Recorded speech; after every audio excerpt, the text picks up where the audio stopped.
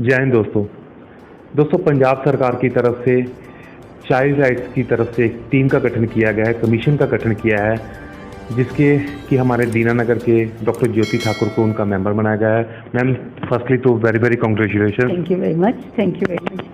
Madam बात अगर child labour child bagging की करें तो पूरे भारत में के साथ साथ हमारे दीनानगर में भी इसका काफ़ी केसेस सामने आते हैं। अगर हम बस स्टैंड पे चले जाएं, स्टेशन पे चले जाएं, आम जगह पे हमें दिख जाते हैं कि जो छोटे छोटे बच्चे हैं वो भी बैगिंग कर रहे हैं। तो कई बार लोग इरिटेट भी होते हैं, कभी उनको पैसा भी देते हैं, लेकिन कभी ये नहीं सोचा गया कि उनको भी एक शिक्षा का स्तर देना चाहिए, क्योंकि कहा गया है कि जो विद्यार्थी है, जो बच्चे हैं, वे देश का भविष्य होते हैं। तो हमें बताइए कि आप इसमें कमीशन में जो आपको मेंबर बनाया गया है, तो किस सोच के साथ आपने इसको ज्वाइन किया और आगे की प्लानिंग क्या है इसके बारे में? सबसे पहले तो मैं थैंक्स करूंगी मैडम अरुणा चौधरी जी का और अशोक चौधरी जी का, जिन्होंने मुझे इस लायक समझा और इस पोजीशन पे लेके आए हैं वो मुझे। लेकिन ये मैं पूरी गारंटी के साथ कहूँगी कि अगर मैंने ये एक जिम्मा उठाया है तो उसको पूरी कोशिश के साथ, पूरी हिम्मत के साथ, पूरी डेडिकेशन के साथ मैं ये काम करूँगी। और जो भी प्रॉब्लम्स बच्चों के लिए आ रही हैं, जो बच्चों को, क्योंकि मैं तो ये टॉलरेट कर ही नहीं सकती, बच्चों को देख ही नहीं सकती कि वो बैगिंग कर रहे हैं या वो गलत काम कर रहे हैं या वो नशा कर रहे हैं, इन सब पे मैं बहुत सीरियसली काम करने वाली हूँ। अब मुझे जहाँ भी पता लगा कहीं भी, वहाँ पे जाकर मैं उन बच्चों को फ्री एजुकेशन देने को तैयार हूँ अपने स्कूल में। लेकिन ये काम मैं मैक्सिमम जो है कोशिश करूँगी कि ये काम बिल्कुल बंद हो जाए।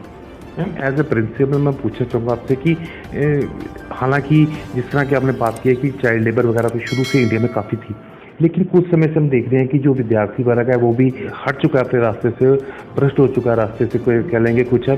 तो ये आज के समाज में इस तरह की क्या हुआ जी? एक तरफ तो हम तकनीकी विज्ञान में इतना आगे तक पहुँच गए हैं, लेकिन अपने बच्चों को, अपने विद्यार्थियों को संभालने में नाकाम क्यों हो रहे हैं?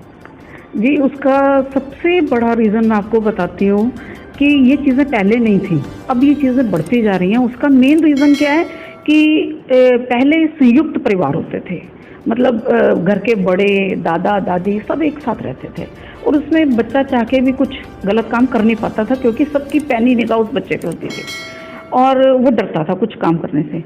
अब सिचुएशन ये आ गई है कि एकल परिवार हो चुके हैं और पेरेंट्स जो हैं वो जॉब पे चले जाते हैं और बच्चे के पास मैक्सिमम टाइम है और वो उसका मिसयूज़ करता है उस टाइम का और वो गलत साइट्स दिखता है।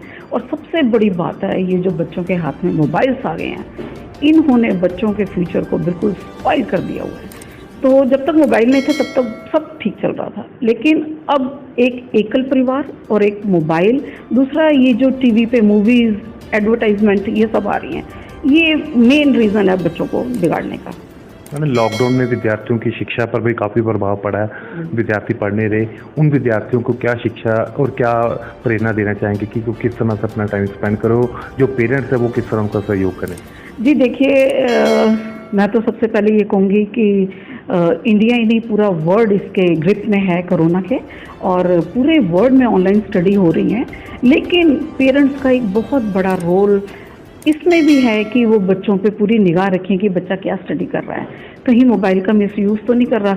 मैं देखती हूँ बहुत से पेरेंट्स ऐसे हैं जो बच्चे को मोबाइल दे देते हैं और अपना काम करते हैं कि तुम इसमें बिजी रहो। एक साल के बच्चे को भी वो मोबाइल पकड़ा देते हैं कि तुम इसमें ना कार्टून देखो, ये देखो, वो देखो, और वो उसका इफेक्ट जो है बच्चों के आइज़ पे हो रहा है। अगर ऑनलाइन स्टडी हो रही है तो सिर्फ वो उतना ही बच्चों को काम कराएं, एक्स्ट्रा मोबाइल बच्चों को ना दिया जाए।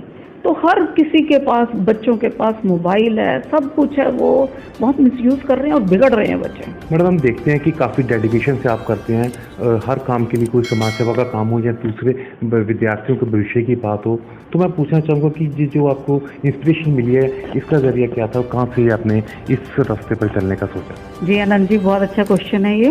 मैं एक्चुअली बताना चाहूँगी कि my father was एक्सियन in railways, तो उन्हें प्रेसिडेंट अवार्ड मिला था, उनकी मेहनत पे उनको प्रेसिडेंट अवार्ड मिला था।